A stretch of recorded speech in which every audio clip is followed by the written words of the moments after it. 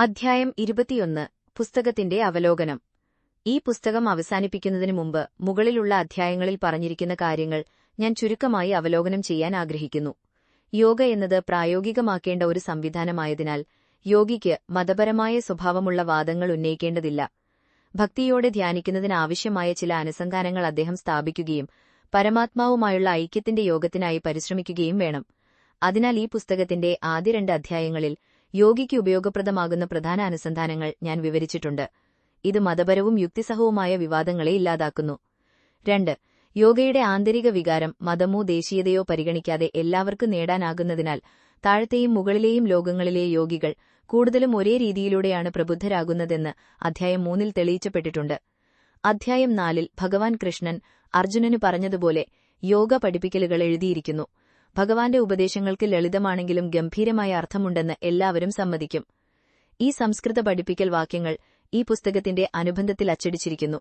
സുഹൃത്തുക്കൾക്ക് പലപ്പോഴും അവ പാരായണം ചെയ്യാനും അവയിൽ നിന്ന് പ്രയോജനം നേടാനും കഴിയും. ഈ പുസ്തകത്തിന്റെ തലക്കെട്ടിൽ കാണുന്നതുപോലെ യോഗയുടെ രഹസ്യ നിയമങ്ങളുടെ ഉറവിടം ഭഗവാൻ കൃഷ്ണന്റെ പഠിപ്പിക്കൽ വാക്യങ്ങളല്ലാതെ മറ്റൊന്നുമല്ല. 3. 5-ാം അധ്യായത്തിൽ യോഗാഭ്യാസത്തിൽ നിന്നുണ്ടാകുന്ന വികാരങ്ങളും വിശാലമായ ചൈതന്യത്തിന്റെ അനുഭവമായി ഉയർന്ന ദേശക്കാർ ആഘോഷിക്കുന്ന വികാരങ്ങളും ഒന്നുതന്നെയാണെന്ന് തെളിയിക്കപ്പെട്ടിട്ടുണ്ട്. 6-ാം അധ്യായത്തിൽ യോഗി തന്റെ ശാരീരിക ശബ്ദങ്ങളിലൂടെ അനുഭവിക്കുന്ന ചക്രങ്ങളെ വിവരിച്ചിരിക്കുന്നു. ഊർധ്വരേതങ്ങളുടെ വിഷയത്തിന്റെ ആമുഖവും ഉയർന്ന ദേശ ഡോക്ടർമാർ നടത്തുന്ന പുനരുജ്ജീവന ശസ്ത്രക്രിയയും പരാമർശിക്കേണ്ടതാണ്. ഈ ചക്രങ്ങളിൽ മൂലാധാര, സ്വാധിഷ്ഠ, മണിപ്പൂർ, അനാഹത, വിശുദ്ധി, ആജ്ഞ എന്നീ താഴ്ന്ന ആധാരങ്ങളും ബിന്ദുനാഥ് പോലുള്ള സഹസ്രാര മേഖലയിലെ ചക്രങ്ങളും ഉൾപ്പെടുന്നു. ഈ ഊർധ്വചക്രങ്ങളുടെ സാധനാനാമങ്ങൾ 2-ാം അധ്യായത്തിൽ പരാമർശിച്ചിരിക്കുന്നു, അതായത് സൂക്ഷ്മ സൃഷ്ടിയായ ബിന്ദുനാഥം. ക്രമം ഒരു പരിധിവരെ ഏകീകൃതമാണെന്ന് ശ്രദ്ധിക്കുക. ഈ പുസ്തകത്തിൽ വിവരിച്ചിരിക്കുന്ന യോഗപ്രകാരികൾ താഴ്ന്ന ധാരകളെ കീഴടക്കുന്നതുപോലെ അന്വേഷകൻ ഊർധ്വധാരകളിലെ യോഗഭൂമികളെ കീഴടക്കി പരമമായ ലക്ഷ്യം നേടുന്നു എന്ന് വ്യക്തമാണ്. 4. 7-ാം അധ്യായത്തിൽ ഞാൻ ചില ആസനങ്ങളെക്കുറിച്ച് പറഞ്ഞിട്ടുണ്ട്. എല്ലാ ആസനങ്ങളെക്കുറിച്ചും ഞാൻ പരാമർശിച്ചിരുന്നെങ്കിൽ ഈ പുസ്തകം വളരെ വിപുലമാകുമായിരുന്നു. കൂടാതെ ശാരീരിക ആരോഗ്യത്തിനും മാനസിക ഏകാഗ്രതയ്ക്കും ഗുണകരമായ ചില ആസനങ്ങളെ മാത്രമേ ഞാൻ പരാമർശിച്ചിട്ടുള്ളൂ. വിപരീതകരണി എന്ന ആസനവിധാനത്തിന്റെ കാര്യത്തിൽ വിദൂര സിദ്ധയോഗീശ്വരനും സൂക്ഷ്മദർശനമുള്ളവനുമായ ഒരു സുഹൃത്തിൽ നിന്ന് എനിക്ക് ലഭിച്ച പഠിപ്പിക്കലുകളാണ് ഞാൻ ആദ്യം ഈ പുസ്തകത്തിൽ പ്രസിദ്ധീകരിച്ചത്. 5. 8-ാം അധ്യായത്തിൽ പ്രാണായാമത്തിന്റെ സൂക്ഷ്മതകൾ ഞാൻ വിശദീകരിച്ചിട്ടുണ്ട്. കൂടാതെ ഇതിനകം പ്രസിദ്ധീകരിച്ച പുസ്തകങ്ങളിൽ നിന്ന് ലളിതമായ പരിശീലനങ്ങൾ പഠിക്കാൻ കഴിയുമെന്ന് പറഞ്ഞു. ഒഴവായർ കുരളിൽ നിന്ന് സ്വീകരിച്ച പഠിപ്പിച്ചലുകൾ വളരെ രസകരമാണ്. ഏകദേശം 2000 വർഷങ്ങൾക്ക് മുമ്പ് ജീവിച്ചിരുന്ന ഒരു യോഗിയായിരുന്നു ഒളവായർ. ഉന്നത ദേശങ്ങളിലെ ശാസ്ത്ര പണ്ഡിതന്മാർ ഭൗതിക ശരീരങ്ങളെക്കുറിച്ച് വിവിധ വിശദമായ ഗവേഷണങ്ങൾ നടത്തിയിരുന്നുവെങ്കിലും ഇടത് വലത് നാഡികളിൽ മാറി ഒഴുകുന്ന പ്രാണവായുവിന്റെ ഗതിയുടെ പ്രത്യേകതകളും അതിൽ നിന്നുണ്ടാകുന്ന സൂക്ഷ്മസ്വരവാസി അനുഭവങ്ങളും അവർ ശ്രദ്ധിച്ചില്ല. ഇപ്പോൾ അവർ ശ്രദ്ധിക്കുമെന്ന് ഞാൻ പ്രതീക്ഷിക്കുന്നു. ഈ അധ്യായത്തിൽ നാഡികളിൽ ഒഴുകുന്ന സ്വരങ്ങളും അവയെ നിയന്ത്രിക്കുന്ന മന്ത്രങ്ങളും തമ്മിലുള്ള ബന്ധം കാണിക്കാൻ തേൾക്കടി മന്ത്രചികിത്സയുടെ ഉദാഹരണം ഞാൻ നൽകിയിട്ടുണ്ട്. 6. 3-ാം അധ്യായത്തിൽ മനസ്സിന്റെ വികാസം നിയന്ത്രിക്കുന്നതിനുള്ള ചില വ്യായാമങ്ങളെക്കുറിച്ച് ഞാൻ പരാമർശിച്ചിട്ടുണ്ട്. കൂടാതെ ഈ വിഷയത്തെക്കുറിച്ചുള്ള പതഞ്ജലിയുടെ യോഗസൂത്രങ്ങൾ പോലുള്ള പുസ്തകങ്ങൾ നിങ്ങൾക്ക് റെഫർ ചെയ്യാമെന്ന് നിർദ്ദേശിച്ചിട്ടുണ്ട്. മനസ്സിനെ നിലനിർത്തുന്നതിന് മാനസപൂജ പ്രധാനമായതിനാൽ അമ്മാനസപൂജയുടെ അടിസ്ഥാനം ഞാൻ അടുത്തിടെ പ്രസിദ്ധീകരിച്ചതും മൂടകൽ പുരാണത്തിയോടുൾപ്പെടുത്തിയതുമായ അപൂർവമായ പുസ്തകമായ ഗണേശ സ്തോത്രരക്ഷാ ഉപദേശങ്ങളിൽ നിന്നാണ് എടുത്തത്. മനസ്സിന്റെ വികാസത്തിൽ യോഗരീതികളും പാശ്ചാത്യ മനഃശാസ്ത്രജ്ഞരുടെ രീതികളും തമ്മിലുള്ള വ്യത്യാസങ്ങൾ ഞാൻ വിശദീകരിക്കുന്നു. 7-ാം അധ്യായത്തിൽ പ്രണവ ഉപാസനത്തെക്കുറിച്ച് വിവരിച്ചിരിക്കുന്നു. ഈ അധ്യായയിൽ ഇതുവരെ തമിഴിൽ പ്രസിദ്ധീകരിച്ചിട്ടില്ലാത്ത കാശ്മീരിൽ സാധാരണയായി നൽകുന്ന പ്രണവ ഉപാസനത്തിന്റെ വിശദാംശങ്ങൾ വിവരിച്ചിരിക്കുന്നു. ഈ അധ്യായത്തിൽ പരാമർശിച്ചിരിക്കുന്ന ഉപനിഷത്ത് ശ്രുതി ശ്ലോകങ്ങൾ ഉത്തരഗീതയിൽ ശ്രീകൃഷ്ണ ഭഗവാൻ പഠിപ്പിച്ച പ്രണവ ഉപാസന പാതയെ വിവരിക്കുന്നു. 8. 11-ാം അധ്യായത്തിൽ പരമസിദ്ധ ജ്ഞാനേശ്വരൻ തന്റെ ഭഗവത്ഗീത വ്യാഖ്യാനത്തിൽ 6-ാം അധ്യായത്തിൽ നൽകിയ കുണ്ടലിനി യോഗരീതിയുടെ വിവർത്തനം ചെയ്തിട്ടുണ്ട്. 23 വയസ്സിനുള്ളിൽ ഈ ജ്ഞാനേശ്വരൻ സാക്ഷാത് ഈശ്വരാംശമായി അവതാരമെടുത്തു. നിരവധി മികച്ച പുസ്തകങ്ങൾ എഴുതി, നിരവധി ചിത്തുല്ലാസങ്ങൾ ചെയ്തു, സ്വന്തമായി സമാധിയിലിരുന്നു. 1000 വർഷങ്ങൾക്ക് ശേഷവും സിദ്ധിയെ സമാധിയിലിരിക്കുന്നതും ഭക്തർക്ക് അനുഗ്രഹം നൽകുന്നതുമായി ആഘോഷിക്കുന്നു. ശ്രീ മത്സ്യേന്ദ്രനാഥന്റെ ആദ്യ ശിഷ്യനായിരുന്നതിനാൽ അദ്ദേഹത്തിന്റെ കുണ്ടലിനി യോഗ പ്രക്രിയ മഹാരാഷ്ട്ര യോഗഭാഷയിൽ നിന്ന് ഒരു വാക്കുപോലും വിടാതെ ഞാൻ ജഗ്രഹയിലേക്ക് വിവർത്തനം ചെയ്തിട്ടുണ്ട്.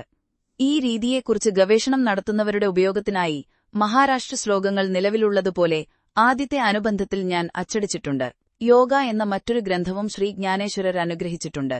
ആ ഗ്രന്ഥത്തിൽ നിന്ന് ഇനി പറയുന്ന അധ്യായങ്ങളിൽ 5 വശങ്ങൾക്കനുസരിച്ച് യോഗയുടെ രീതികളും ഞാൻ വിശദീകരിച്ചിട്ടുണ്ട്. അനുബന്ധത്തിൽ അവയുമായി ബന്ധപ്പെട്ട മഹാരാഷ്ട്ര ശ്ലോകങ്ങളും നിങ്ങൾക്ക് നോക്കാം. 9. ശ്രീ ശബപതി സ്വാമിയുടെ ചരിത്രവും പഠിപ്പിക്കലുകളും ഈ പുസ്തകത്തിന്റെ 12, 13 അധ്യായങ്ങളിൽ നൽകിയിരിക്കുന്നു. അവർ അഗസ്ത്യ ഭഗവാന്റെ സമ്പ്രദായം പിന്തുടരുന്നുണ്ടെങ്കിലും പ്രധാന വശങ്ങളിൽ അവ കാശ്മീർ, കൈലാസം മുതലായവയിൽ നൽകിയ യോഗസമ്പ്രദായത്തിന് സമാനമാണ്. ശ്രീ ശബപതി സ്വാമികൾ അഗസ്ത്യ യോഗികളിൽ നിന്ന് യോഗദീക്ഷ സ്വീകരിച്ചു. 60 വർഷം മുൻപ് കൈലാസത്തിലേക്ക് യാത്ര ചെയ്തു. ലാഹോറിൽ പ്രസംഗിച്ചു. യോഗകാര്യങ്ങൾ മികച്ച രീതിയിൽ പറയുന്നതിനാൽ അത്തരമൊരു യോഗനിധി ഇപ്പോൾ പ്രസിദ്ധീകരിക്കുകയെന്നത് എനിക്ക് വളരെ സന്തോഷകരമായൊരു കടമയായി മാറിയിരിക്കുന്നു. ഇതോടൊപ്പം 8ാമത്തെ ചിത്രമായി അച്ചടിച്ചിരിക്കുന്ന ശ്രീ ശബപതി സ്വാമികൾ രചിച്ച രാജയോഗ ചക്രം വളരെ അപൂർവമാണ്. 10. ഈ പുസ്തകത്തിലെ 14, 15 അധ്യായങ്ങളിൽ താരകയോഗം, സംഭവിമുദ്ര തുടങ്ങിയ യോഗരഹസ്യങ്ങൾ അപൂർവ ഗ്രന്ഥങ്ങളിൽ നിന്ന് തെരഞ്ഞെടുത്ത് വിവർത്തനം ചെയ്തിട്ടുണ്ട്.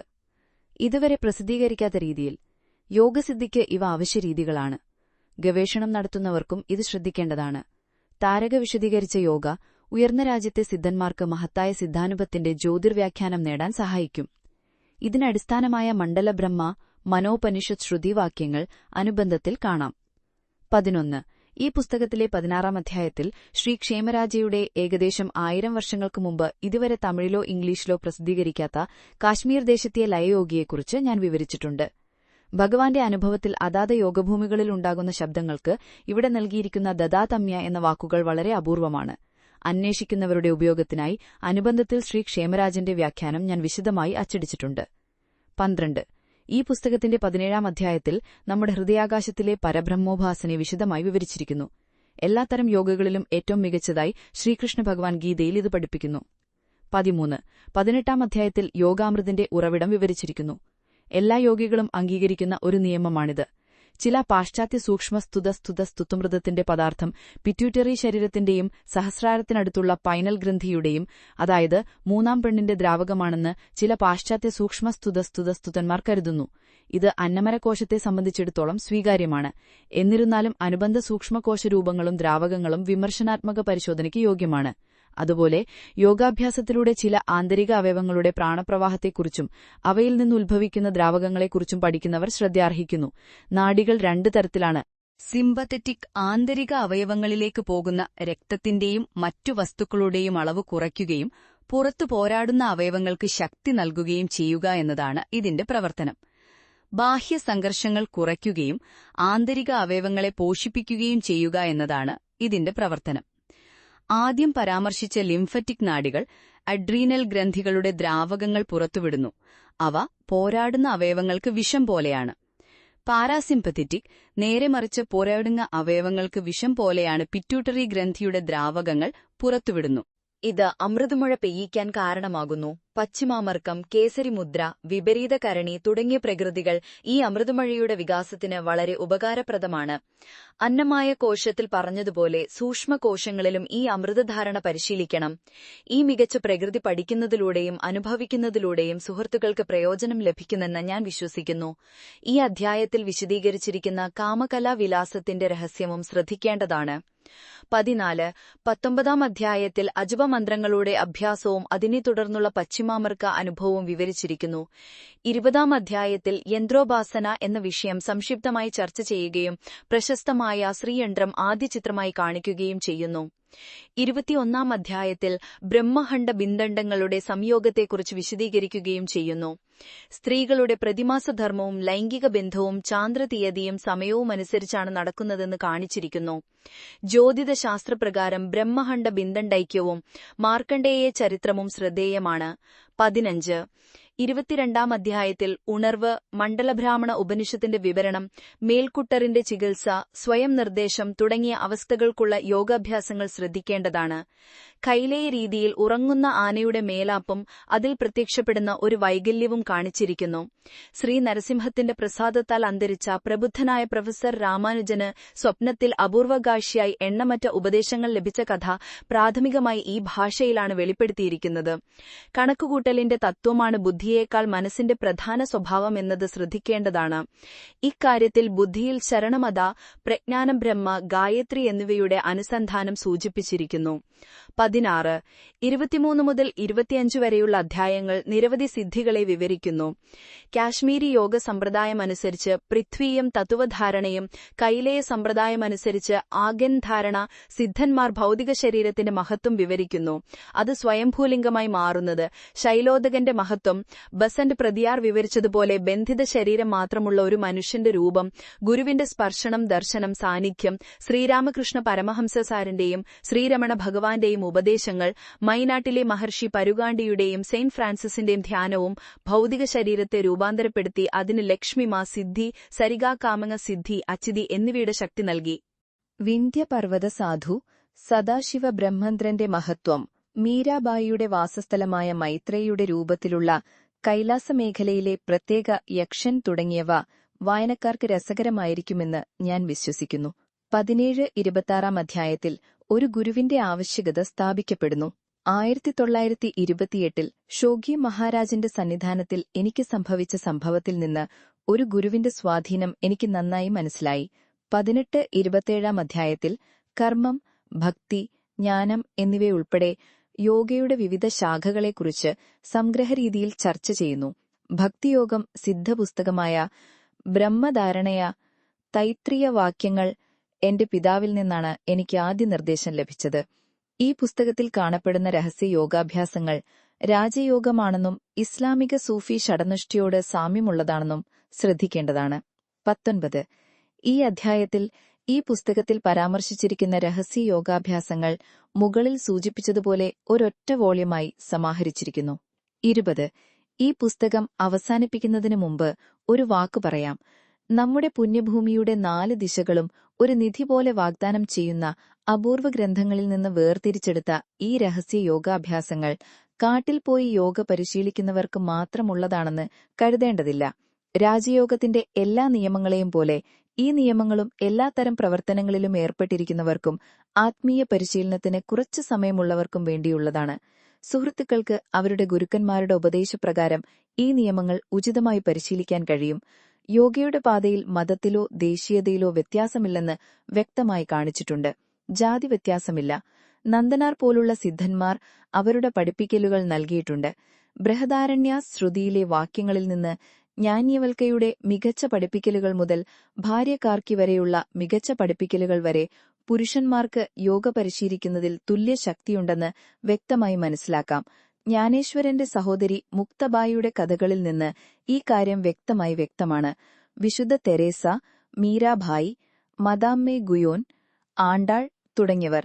അതുകൊണ്ട് ലിംഗഭേദം, ജാതി, മതം, ദേശീയത എന്നിവ പരിഗണിക്കാതെ എല്ലാവരും ഈ പുസ്തകത്തിൽ നൽകിയിരിക്കുന്ന യോഗ ഉപദേശങ്ങൾ മനസ്സിലാക്കുകയും അവയിൽ നിന്ന് പ്രയോജനം നേടുകയും ചെയ്യട്ടെ എന്ന് ഞാൻ പ്രാർത്ഥിക്കുന്നു. 20,200 യോഗയിലും ഉന്നത ലോകശാസ്ത്രങ്ങളിലും പരിശീലനം നേടിയ വിദഗ്ധർക്ക് ഉന്നത ലോകശാസ്ത്രങ്ങൾ, ആധുനിക ഗവേഷണങ്ങൾ, ഉയർന്ന നിലവാരമുള്ള യോഗ പരിശീലനങ്ങൾ എന്നിവ പഠിക്കാനും അതുവഴി ലോകത്തിനു പ്രയോജനം നേടാനും ഈ പുസ്തകത്തിന്റെ ഉള്ളടക്കം അവസരം നൽകുമെന്ന് ഞാൻ പ്രതീക്ഷിക്കുന്നു. ഓം തത് സത്.